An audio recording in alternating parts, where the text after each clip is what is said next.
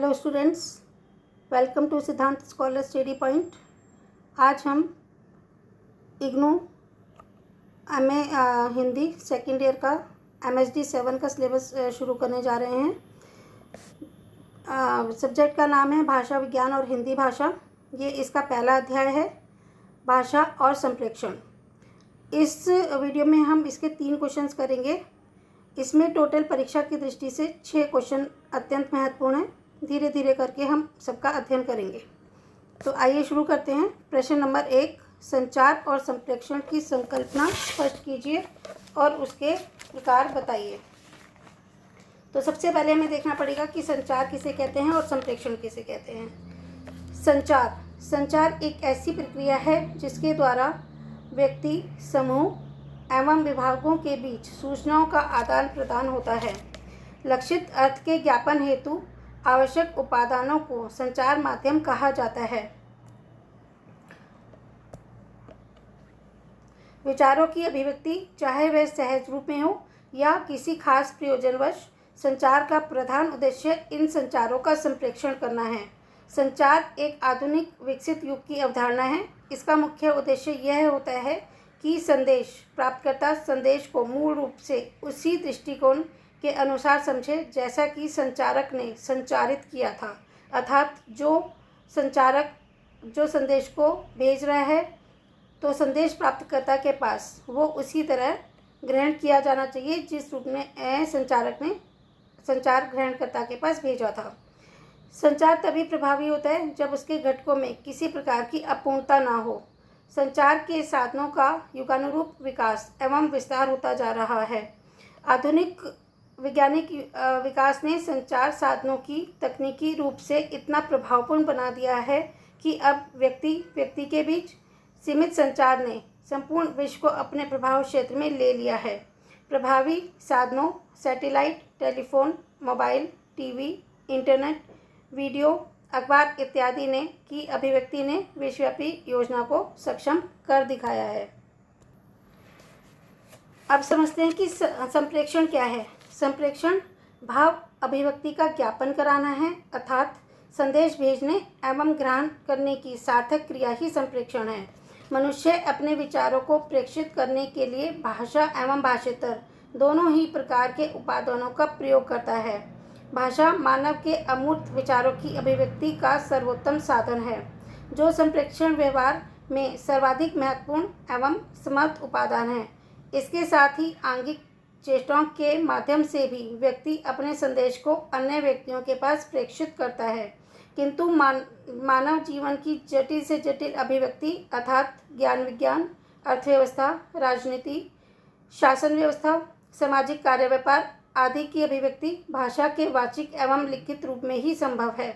अतः संप्रेक्षण का तात्पर्य केवल विचारों का आदान प्रदान करना ही नहीं है, बल्कि संप्रेक्षण द्वारा अनेक प्रकार के गुण एवं अमूर्त सिद्धांतों का अर्थ ज्ञापन भी होता है।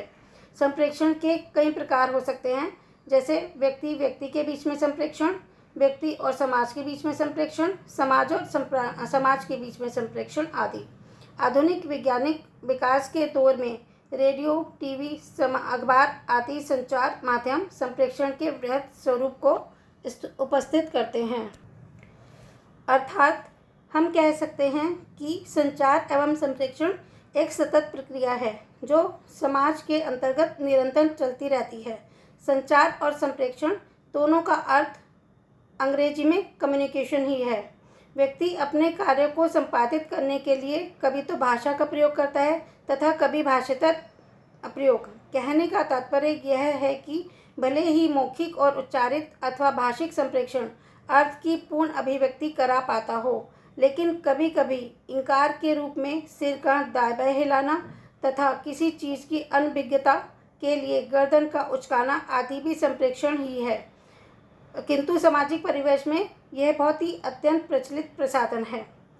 अब हम पढ़ेंगे भाषिक अभिव्यक्ति में संचार के प्रकारों को इस प्रकार समझा जा सकता है। अर्थात संचार के 2 प्रकार हैं, एक मौखिक प्रकार और एक लिखित प्रकार। सबसे पहले हम पढ़ते हैं मौखिक संचार। मौखिक संचार क्या है? भाषा विज्ञान के अंतर्गत संप्रेक्षण का यह प्रयोग अत्यंत व्यापक एवं सर्वाधिक प्रचलित है। मनुष्य अपनी दैनिक आवश्यकताओं की पूर्ति हेतु मौखिक संचार का ही इस्तेमाल करता है। उदाहरण स्वरूप वार्तालाप, रेडियो, टीवी, भाषण, फोन इत्यादि संचार साधनों के माध्यम से संचार को त्वरण प्राप्त हुआ है, यानी कि गति प्राप्त हुई है। यह त्वरण सर्वथा मौखिक ही है। आज हम जिस जनसंचार तथा सूचना समाज की बात करते हैं वह लिखित साधनों की अपेक्षा मौखिक अधिक सरल होता है। यह प्रभावपूर्ण एवं तत्काल प्रतिक्रिया उत्पन्न करने वाला साधन है। संदेश के आदान प्रदान के लिए यह सबसे कारगर संप्रेषण तकनीक है, जिसके माध्यम से सूचना समाज में क्रांतिकारी उपलब्धि हासिल हुई है। किंतु इस साधन के कुछ दोष भी हैं। मौखिक वक्तव्य क्षणिक होता है, सिर्फ जब देखा तभी उसका असर होता है, बाद में उसका कोई असर नहीं होता, तथा विश्वसनीय तथा दीर्घकालीन भी नहीं होता है ये। फिर भी भाषा के जिन पक्षों का समाज भाषा विज्ञान अध्ययन करता है वे मौखिक एवं प्रचलित रूप है। अतः समाज में संप्रेषण का यह माध्यम सबसे ज़्यादा उपयोगी है। अब इसका दूसरा प्रकार देखते हैं संचार का, वो है लिखित संचार। संदेश को लिखित रूप से ज्ञापित कराने की प्रक्रिया को लिखित संप्रेषण कहा जाता है। सुरक्षित, स्थायी तथा कालातीत होने के कारण लिखित संप्रेषण का महत्व उपस्थित होता है। लिखित संचार माध्यमों के अंतर्गत पत्र, अखबार, ईमेल, मैसेज, ज्ञापन, निवेदन, आवेदन, विज्ञप्ति, सूचना, नियमावली, साहित्य, ज्ञान, विज्ञान, दर्शन और आर्थिक समीक्षा इत्यादि साधन आते हैं। संचार के लिखित रूप की प्रक्रिया भले ही समय लगने वाली प्रक्रिया है, किंतु यह दीर्घकालीन तक संरक्षित रह सकती है। प्रिंट मीडिया के माध्यम से पत्र पत्रिकाओं एवं अखबार द्वारा संचार का प्रभावपूर्ण रूप उपस्थित होता है। यह संग्रहित संप्रेषण माध्यम है जिसमें प्राचीन इतिहास के तथ्यों एवं सामाजिक सांस्कृतिक ज्ञान को पीढ़ी दर पीढ़ी सुरक्षित रखा जा सकता है। प्राचीन काल में वेद का मौखिक पाठन ही उसके मूल रूप से छेड़छाड़ के कारण है। यदि वेद आदि ग्रंथ लिखित रूप से आर्यों द्वारा प्रयुक्त होते तो उसके संदिग्ध अंश, प्रक्षिप्त अंश पर विवाद पैदा न होता। संचार और संप्रेषण एक सार्वभौमिक प्रक्रिया है जो भाषा के माध्यम से व्यक्ति व्यक्ति को जोड़ने का कार्य करती है तथा समाज के विकास में सर्वाधिक महत्वपूर्ण भूमिका निभाती है। आधुनिक युग में विश्वविग्राम की संकल्पना को वास्तविक रूप देने में संचार के माध्यमों की महत्वपूर्ण भूमिका रही है। किसी भी घटना एवं किसी भी भाषण का विश्व के कोने कोने तक पहुंच जाना एक ग्लोबल इंफॉर्मेशन क्रांति है जो संचार के साधनों से ही संभव हो सकता है। अतः संचार और संप्रेषण के लिए अभिव्यक्ति को विस्तृत रूप, वैश्विक रूप प्रदान करने में निरंतर विकसित उपादानों का प्रयोग किया जा रहा है। संचार का क्षेत्र अत्यंत व्यापक है। उसकी निर्भरता एवं विस्तृत स्वरूप का निर्धारण उसके साधन ही कर सकते हैं। अतः संप्रेषण और संचार की संकल्पना उसके साधनों पर टिकी है। तो हमने इसमें पढ़ा संचार की परिभाषा, संप्रेषण की परिभाषा और संचार के दो रूप, नंबर 1 लिखित संचार और दूसरा मौखिक संचार। ये पहला प्रश्न हमारा यहीं पर समाप्त होता है। अब हम दूसरा प्रश्न करेंगे। हमारा दूसरा प्रश्न है, संप्रेषण के स्वरूप को स्पष्ट करते हुए उसके सामाजिक परिप्रेक्ष्य पर प्रकाश डालिए। तो सबसे पहले हम इसमें पढ़ते हैं संप्रेषण का स्वरूप क्या है। संप्रेषण भाषा का नितांत आंतरिक पक्ष है। भाषा के माध्यम से मनुष्य अपनी सामाजिक आवश्यकताओं की पूर्ति करता है तथा अपनी अभिव्यक्ति को लिखित या वाचिक रूप में भाषा के माध्यम से प्रकट करके समाज को संप्रेषित करता है।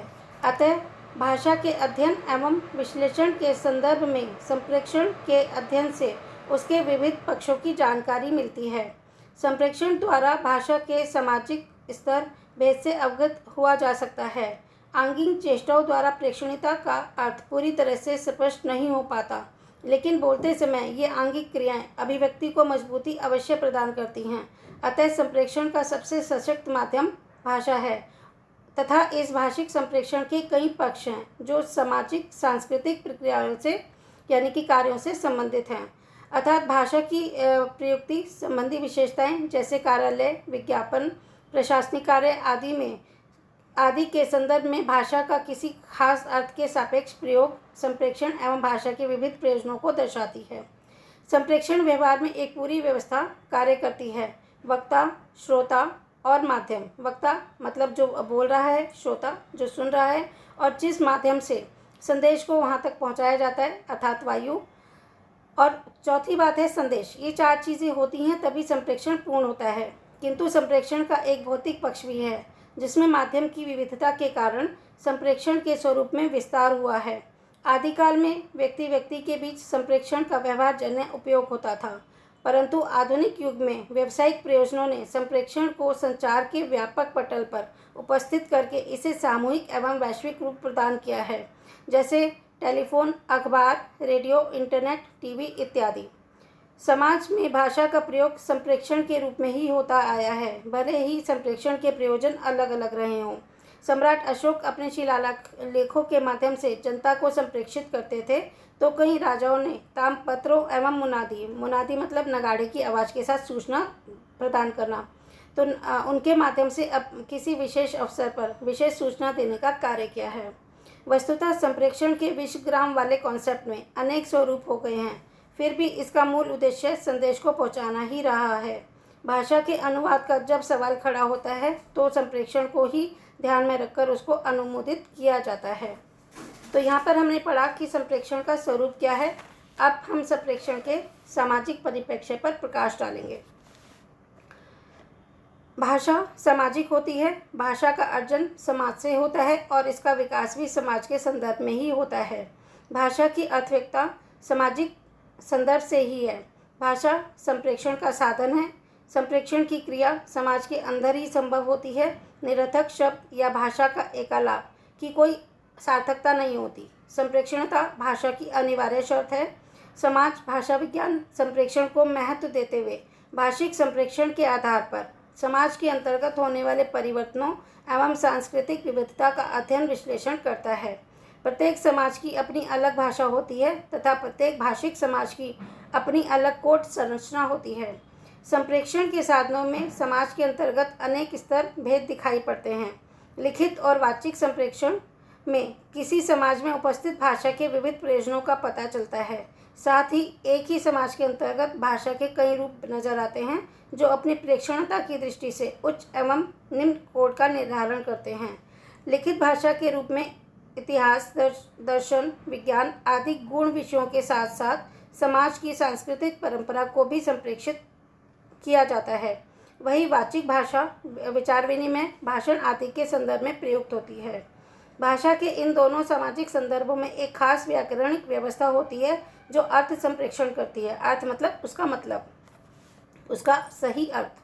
भले ही वाचिक या उच्चारित भाषा में विचलन की प्रक्रिया तीव्र होती है, लेकिन दोनों ही रूपों में तब तक संप्रेषण संभव नहीं है जब तक कि उनकी अपनी सुनिश्चित प्रणाली ना हो।